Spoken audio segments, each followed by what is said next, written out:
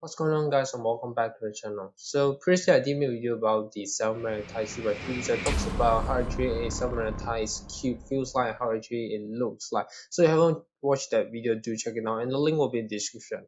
Anyway, in this video I'll be doing a small comparison, or you can say a quick comparison between two SpeedCube right here. One of it is a budget SpeedCube and one of it is a premium, or you can say it's a expensive SpeedCube.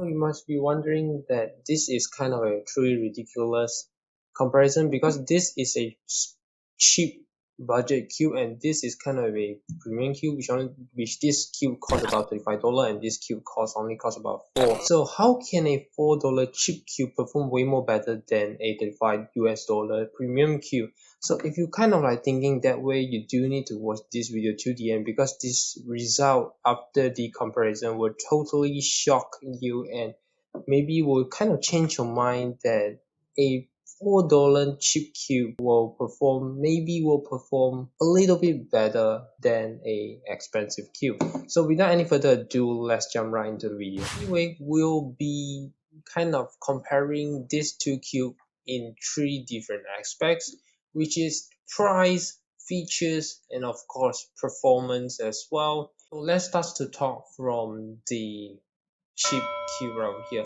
So literally this cube don't really cost $4. If you kind of want to have a more accurate price range, it should be $6, because I literally spent $2 on self-magnetizing this cube. Anyway, so talking about the price, this cube literally costs $6, which is a truly cheap price on buying SpeedCubes. And about features, I could say that this cube have none features. It don't really have a features. I could show you that it's using a old core. I mean, it's using those core I think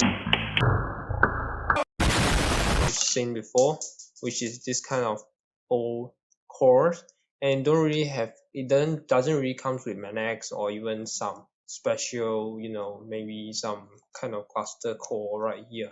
Doesn't It's just a truly normal SpeedCube. So talking about performance on the self-magnetized MF3RS2 over here. So let's take a look at the 2U. As you can see, when I do the 2U, you'll see that it's kind of like heavy.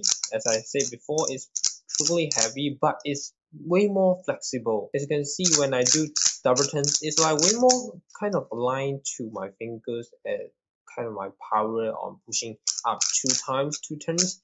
If I do a simple PLL, you can see it's way more aligned to where actually I want to go, but the magnet just doesn't really kind of make it more accurate to every single pieces and make them align as a straight line. Now it's the turn for the expensive cube, or you can say it's the premium cube, which is the Gain 356 SM. Alright, so this cube literally costs about $35, which is kind of a expensive cube. And talking about features, as you know, Gain cube, first of all, it have truly strong magnets, and secondly, it comes with GS. Like, yeah, as you can see, GS core. This is kind of like GS version 2 if I'm not mistaken, which is a very tightened and very specific GS. I mean, very specific and nice and modern core for you to do some like manual adjust and makes the cube perform way more better as what you want. See, let's look at the performance of the Gain 356 RSM over here. So first of all, we'll do 2U as the same. As you can see, when I do the 2U swivel, the sound noise reduction will truly perform right here. And secondly is the strong magnet. It truly push every single corner pieces back to where it placed, which is the back to the mid pieces accordingly and align back to a straight line, which makes you kind of perform much more accurate, and you get much more faster twist, and this cube literally feel way more lighter than the self-magnetic cube. And the most important is what will it happen if I do a PLL.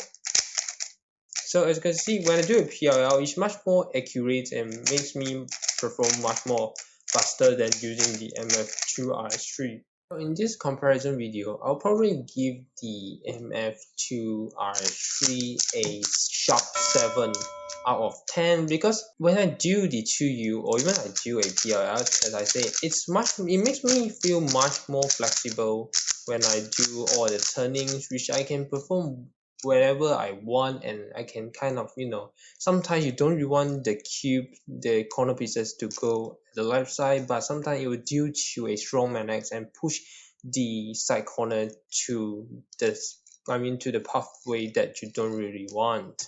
For the gain traffic errors, and I could probably give out a 9.2 out of 10 because first of all, when I do 2U, as you know, it truly makes the cube perform way more faster than the MF2RS3, as you can see, and we have way more accurate algorithms to do, way more accurate solve to make as well. So I'll probably give the 9.2 out of 10. And lastly will be the GS. So as you can know that this is a old design of the inner core, and this is a new design which it comes with GS, and you can do a lot and tons of settings on solving a 3x3 SpeedCube. Seems like the Gen 356RM probably win in this comparison video, but I could say if you really want to buy a SpeedCube in a lower price, or even can say it's in a budget price, you could probably pick up this MF2RS3 and self-monetize it, because this cube don't really perform badly than the Gen 356 RSM, just because Gen 356 RSM have a lighter weight and it have GS and short magnets to put all the cubes put much more online and much more accurate performance compared with the MF2RS3. That's all for today. Thank you for watching this video. If you like my video, do give it a thumbs up, and don't forget to subscribe to my channel as well. So I'll see you next time, and I'll see you in the next video. So anyway, don't forget to follow my Instagram as well, which is the Human Cuber officially, and the link will be in the description. So see you next time, and ciao.